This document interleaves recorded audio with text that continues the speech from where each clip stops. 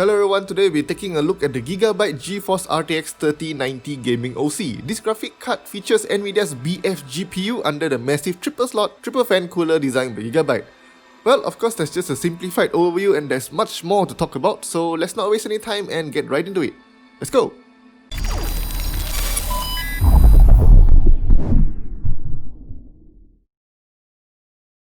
If you have seen a recent GIGABYTE graphics card, you can already guess how the GIGABYTE GeForce RTX 3090 Gaming OC's box will look like. It sports a huge eye up front with some additional detail to amp up the geekiness of the overall design. On the back, you'll find GIGABYTE boasting more about the card's feature. Another box then slides out of the outer sleeve, and here is where you'll find the actual contents. It comes with an envelope that holds a quick guide and a reminder to register for your 4-year warranty coverage, and the card itself is securely held in thick foam blocks and wrapped in anti-static plastic to ensure that the card arrives intact even if the delivery guys decide to play a game of rugby with the box.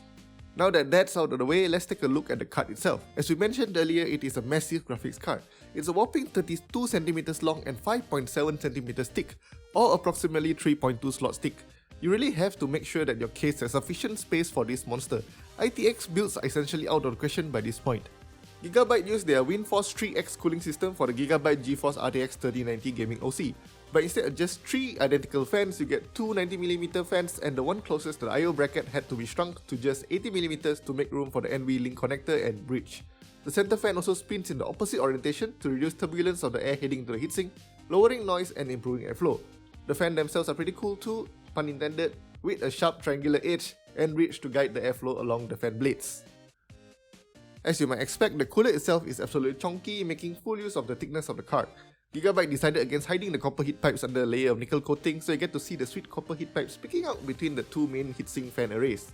And just like most recent GeForce RTX 30 series cards, the backplate here has a cutout to let hot air be exhausted straight out the back to reduce recirculation of heated air. The metal backplate extends slightly over the outer side of the card and should provide excellent rigidity to prevent sag. The side of the card is where you will find some very minimal RGB lighting in the GIGABYTE logo and a strip below it. One very nice design touch that GIGABYTE added to their graphics card is the power connector extension. Instead of having them in the middle of the card like most other vendors, GIGABYTE's card have the power connectors right at the end to make for easier cable management. And last but not least, let's take a look at the output. For the GeForce RTX 3090 Gaming OC, you get 2 HDMI 2.1 ports and 3 DisplayPort 1.4a ports, which is more than what the NVIDIA Founders Edition cards offer. But it is worth mentioning that you will still be limited to just 4 monitors top even though you have 5 ports. Now it's time for the best part, the benchmarks. In superposition, we see the GIGABYTE GeForce RTX 3090 just blow everything else out of the water with a score of 16,701. That's a good 42.5% faster than the GeForce RTX 2080 Ti we tested, and although the gap between it and the GeForce RTX 3080 is much more mediocre at 15.9%. 3D Mark XSpy sees the gap between the Ampere and Turing flagships widen even further. The GIGABYTE GeForce RTX 3090 is close to being 62% faster than the GeForce RTX 2080 Ti. The GeForce RTX 3080 is 17% slower here. Next benchmark is 3D Mark Port Royal, which judges the performance of the cards at ray tracing. Once again, we see the GIGABYTE GeForce RTX 3090 Gaming OC pull close to 62% higher performance than the GeForce RTX 2080 Ti. And once again, we see it beat a GeForce RTX 3080 by about 16%.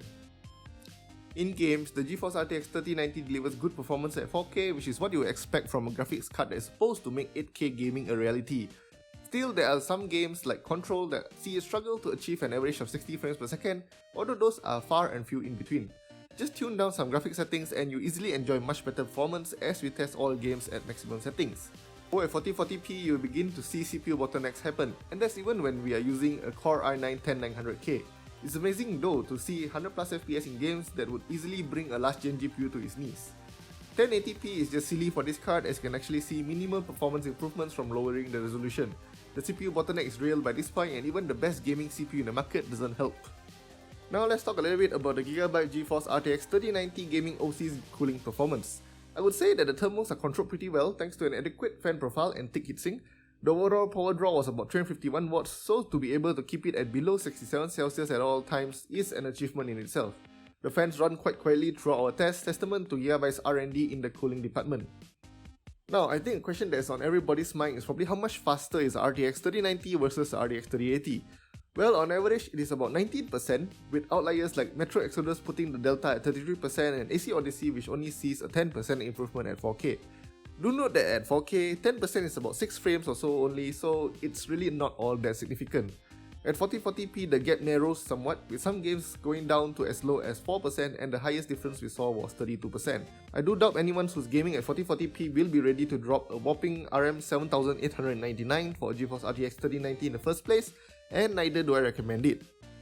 To conclude, the GIGABYTE GeForce RTX 3090 gaming OC is a pretty good example of a GeForce RTX 3090 graphics card with decent thermals, although like all GeForce RTX 3090s, it is probably isn't worth getting due to the GeForce RTX 3080 cards just being as good as they are. So, would I recommend the GIGABYTE GeForce RTX 3090 gaming OC? It's probably going to be more affordable than the AORUS Master and AORUS Xtreme offerings, but I would still suggest waiting for them as they should offer even better cooling and probably a higher power limit to allow you to extract even more performance from the GeForce RTX 3090 GPU. Not to mention, why are you stopping halfway when you're going with Nvidia's BF GPU? Go hard or go home, am I right? And that's it for our review of the GIGABYTE GeForce RTX 3090 gaming OC. If you want to see more performance figures in games, you can head on over to our written review of this card that will be linked in the description below. I hope you guys enjoyed this video, and if you guys did, feel free to like this video, subscribe to our channel if you haven't already, follow us on Instagram and like our Facebook page. I'm Mr. Chan from Podder.net and I will see you guys in the next video. Bye bye!